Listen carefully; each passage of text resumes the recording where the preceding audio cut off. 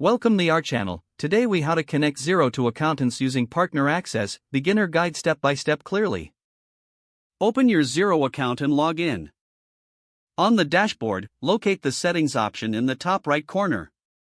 Click on Settings to access the configuration menu.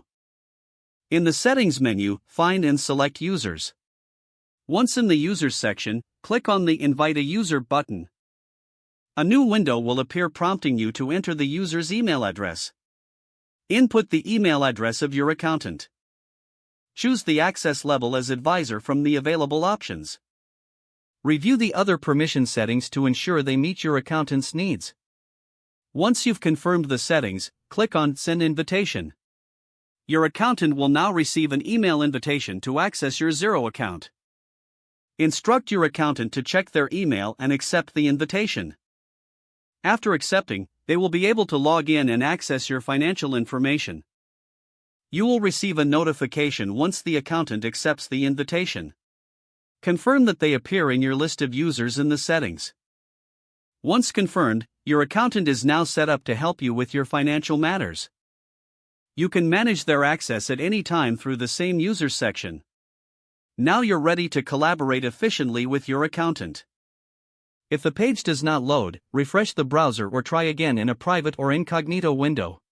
Make sure you are using the correct email address, then retype it carefully to avoid small typos. If your password is not accepted, use the reset option and create a new strong password you can remember. Check your spam folder for verification or security emails, then complete any requested confirmation steps. Enable two-factor authentication if available to improve account security and reduce unauthorized access risk. After signing in, review your profile details so your contact information and settings are accurate and current. If you see an error message, note it down and try again after restarting your device and internet connection.